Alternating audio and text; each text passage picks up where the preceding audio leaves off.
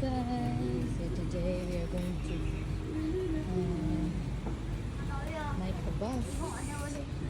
We're going to Battle for Linky.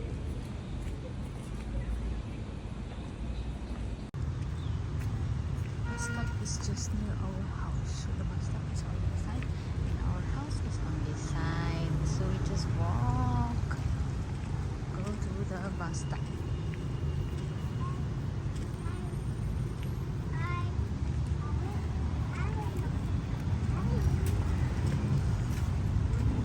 Careful, huy.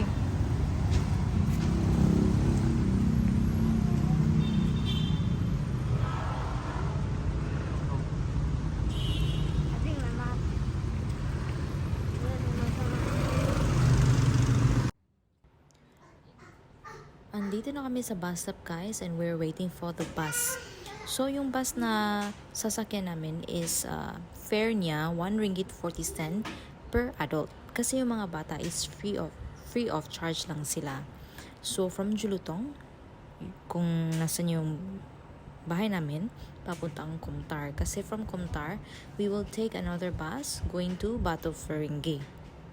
Okay, so ayan, antay-antay lang. And yung mga bata is really excited na sila. Yung husband ko talaga ay wala talaga siyang plano na mag-bus kasi hindi naman siya sanay na mag-bus. Kasi sabi niya, it takes time to wait for the bus. Wala talaga siyang pasensya. Sabi ko sa kanya, parating na yung bus. Hindi siya naniwala. So ayan na nga yung bus guys. So excited na yung mga bata. Okay, pero nung nagtanong na kami, is wrong bus pala. So ayun, baba na naman kami ulit.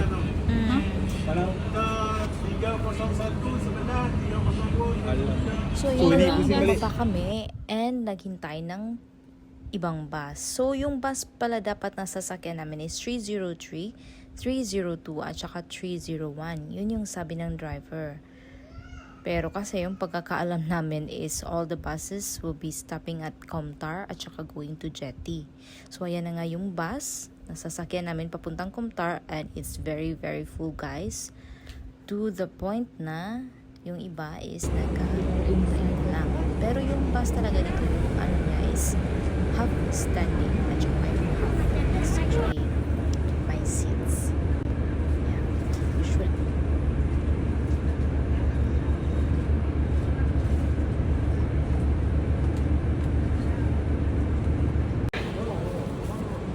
So the bus is going to arrive in 6 minutes time and going to Batikari is 1% is 2 ringgit 70 cent. So stand by here. 540.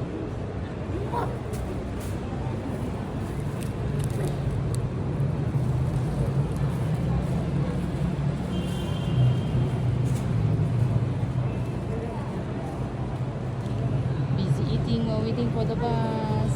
Ay, beri mahal. Beri mahal.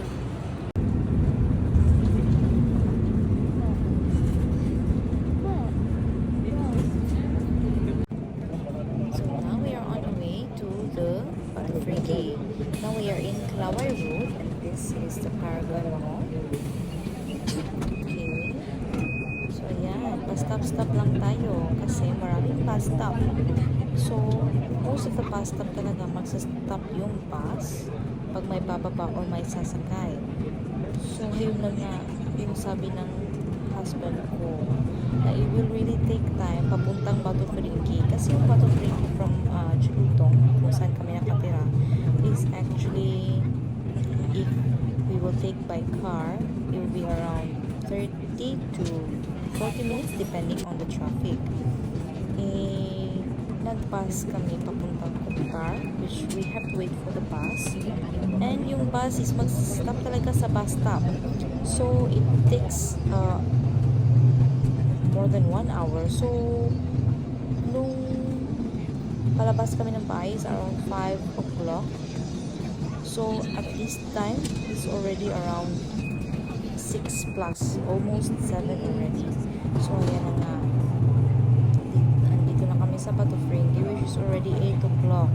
So imagine imagine guys how long we waited and also how long is our journey going to Batu Ferringhi.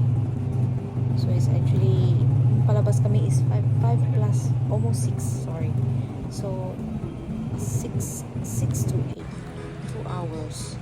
So andito na nga kami sa, we already arrived in Batu Ferringhi. Now we are looking for place to eat.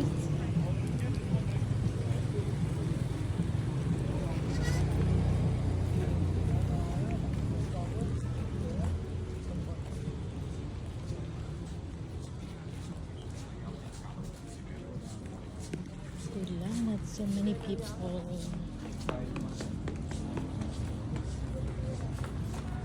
Maybe I cannot wait already.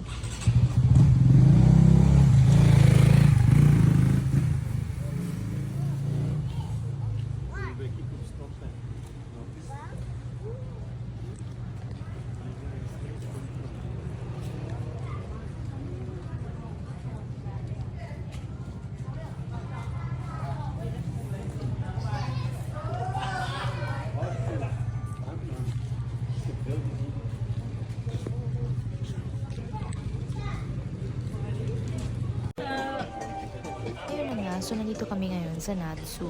So dito sa Natsu, yung ambience niya maganda, kaso lang yung food is, of course, it's pricey. At saka, more on like sushi. So it's not really suitable for the kids. So maghahanap kami ng ibang place na kids friendly at saka affordable. Okay. Next ay naglalakad-lakad kami dito sa Batu Ferringhi Night Market. So, kung makikita mo dyan, di masyadong marami yung tao at saka yung mga shops, hindi masyadong marami. Di katulad nung before pandemic, marami talagang tao dito. A lot of Arab or foreigner tourist. Kasi marami yung mga shops nila dito, mahaba to eh. Kaso nga yung iba is giniba na pagkatapos nung COVID at saka naglilipat na sila. So, maraming shops na wala na dito. Kaya ayun, wala na, hindi na siya lively, di katulad nung dati. Marami silang tinitinda dito, yung mga lights, yung mga beach wares, rubber boats, yung floaters, at saka yung mga grade A items yata, yung mga bags, watches.